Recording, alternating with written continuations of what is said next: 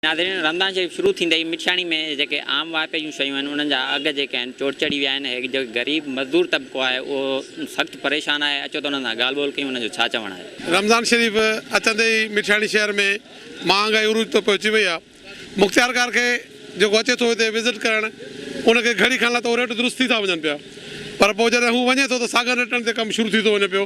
जीअं त बसर बि 50 रुपया 60 रुपया किलो ॾियनि था पिया ऐं से मुंहिंजा फ्रूट बि इलाही महांगो आहे ऐं ग़रीब तबिको अॻे ई असां लॉकडाउन में बंदि लॻा पिया आहियूं ऐं पोइ उन लाइ उहा शइ बि उनखे न मिले, सस्ती न मिले त पोइ हुकूमत खे चइजे त महिरबानी करे लॉकडाउन खे इजाज़त ॾियो। पोइ मरणु जीअण ख़ुदा जे हथ में आहे, तव्हां असांखे न जारे सघो था न मारे सघो था। फ्रूट वठण खां महांगा थी विया आहिनि, सब्जियुनि जो पंहिंजो हिसाब किताब थी वियो आहे।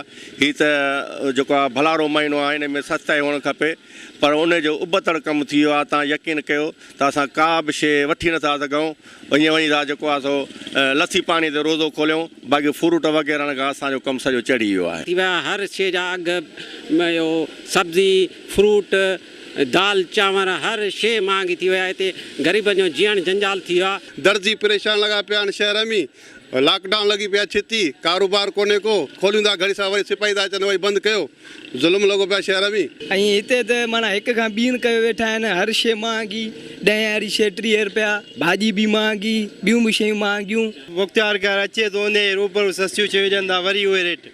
असुल में जिते मंडी में माल मिले थो उते डंडो खणनि न, गाॾे वारो छा कंदो, 500 रुपया हुनखे ॾंड हणी थो वञे, उहो बिल थो ॾेखारे हीअ रेट मिलियो आहे त उहो कीअं घटि में खपाए। जी नाज़रीन, तव्हां शहरनि जूं ॻाल्हियूं ॿुधियूं। हिन जो चवणु आहे त हे जेके हथरादू ऐं रेट लॻाए वेठा आहिनि दुकानदार, हे बसि मुख़्तियारकार जेको आहे अचे थो शहर में हो ॾंड जो वापसि हलियो थो वञे, उहो ई वरी साॻियो सिस्टम हिते महांगाई वारो लॻो पियो आहे। दुकानदार हुन ते अमल नथा कनि।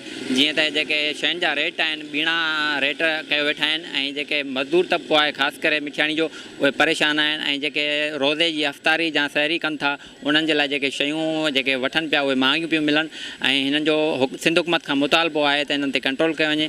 कैमरामैन आशिक़ मला सां गॾु अजीब अली सोलंकी, टाइम न्यूज़ मिठियाणी।